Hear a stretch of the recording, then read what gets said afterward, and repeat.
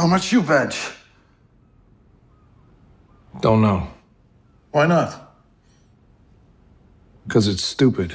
Making a show like Jack Reacher takes a whole lot more than just great acting and a solid script. The production behind Amazon's hit series is strict, almost military-like, with rules that push the cast and crew to their limits. From the very start, everything is planned out to create an authentic experience, especially when it comes to physicality. Take the main actor Alan Ritchson, for instance. His transformation into the towering 6'5", 250-pound character of Jack Reacher is a key part of the show's tone. This physicality isn't just a visual choice, it's built into the production process. One of the most bizarre parts of Ritchson's diet, a special Reacher smoothie, also known by cast and crew as Reacher Sludge. Out of curiosity, Berchtold decided to try it, but could only stomach 2 sips. Meanwhile, Ritchson chugged an entire red Solo cup of it without flinching. "I don't think I have what it takes to become Reacher," Berchtold admitted, both horrified and impressed by his co-star's dedication. Ritchson reportedly weighed around 235 pounds in Season 1 and bulked up even more for Season 2, surpassing 240 pounds. While his exact weight for Season 3 hasn't been confirmed, it's clear he's maintained that hulking frame, a feat that demands constant training and eating. Even between takes, production keeps him fueled with protein-packed meals. And Ritchson isn't alone. Olivier Richters, who plays the intimidating Paulie, also adheres to a strict physical regimen. At 7'2" and 350 pounds, the professional bodybuilder maintains his colossal figure both on and off screen. From intense gym routines to downing protein sludge, the Reacher cast, especially Ritchson, must follow strict physical protocols to bring these larger-than-life characters to the screen. It's a lifestyle, not just a role. One more surprising but serious rule for the cast of Reacher is that they're expected to have a working knowledge of legal procedures and law enforcement protocols. Since the series is grounded in realistic crime solving and features characters who are ex-military, police, or federal agents, the actors need to understand the legal boundaries and rules their characters operate under. This means cast members must familiarize themselves with things like proper arrest procedures, use of force laws, search and seizure limitations, military chain of command, and conduct. This rule helps ensure that their performances stay authentic and that the legal scenes make sense to audiences who are familiar with police or military work. It also helps avoid unrealistic or legally impossible scenarios that would break the immersion of the show. Before filming for every season even begins, cast members go through rigorous fitness assessments. These aren't just about looking good on screen. The goal is to build functional strength and improve movement. The physical requirements extend even to background actors. They're expected to meet certain size specifications to make sure the visual scale matches what's described in the books. There's no room for shortcuts here. Nutrition plays a huge part too, with personalized meal plans that track protein intake and timing. These aren't just to keep the cast looking the part, but also to ensure they have the energy to deliver during physically demanding scenes. This attention to detail doesn't stop at the gym or the dinner table. For the actors, their contracts come with clauses that prevent significant weight fluctuations during filming.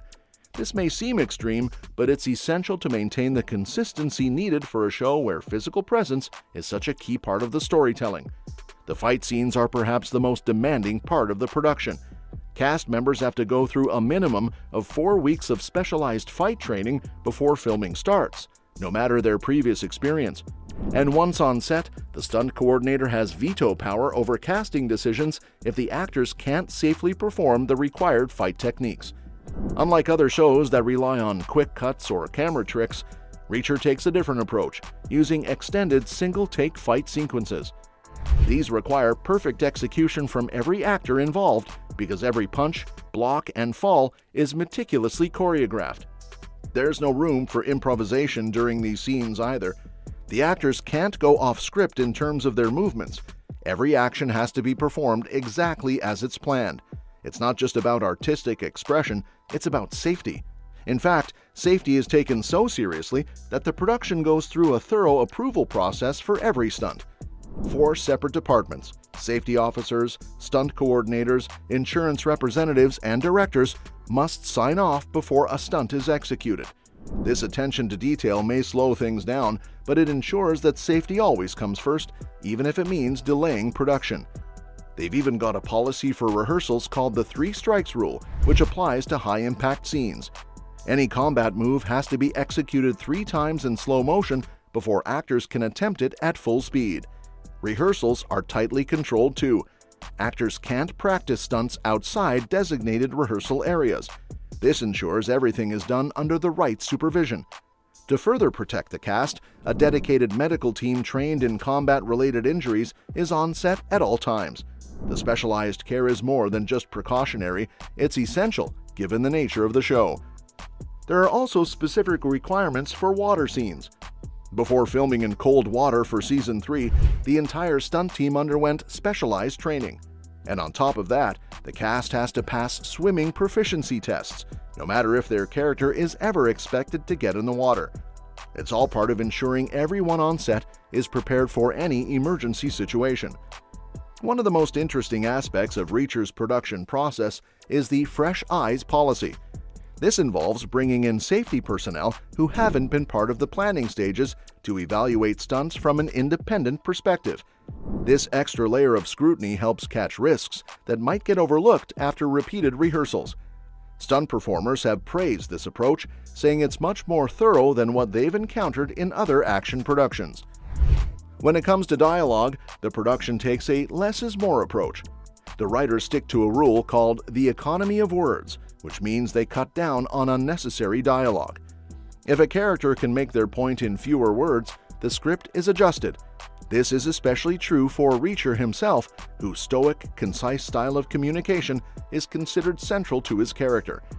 The cast also undergoes intense accent training, with dialogue coaches making sure no one strays from the character's established way of speaking.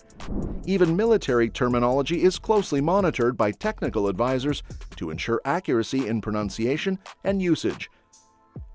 The show's visual style adds another layer of authenticity. Unlike many productions, Reacher avoids flattering camera angles and soft lighting. It's all about creating a gritty, realistic look, even if it means showing the actors in unflattering ways. This no-vanity approach also means the actors must maintain natural reactions, even during intense fight scenes.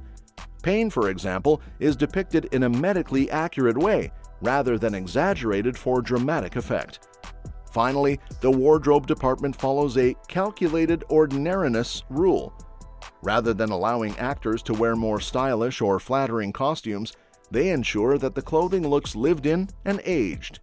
Even the actor's personal appearance must adhere to the character's continuity, with strict grooming rules in place throughout filming. And that's that for today's video. Thanks for watching, and we will see you in the next one. Your suggestions for future videos are always welcome in the comments below. Don't forget to like, share, and subscribe to stay in the loop. And if you want, you can share your thoughts about this video in the comments.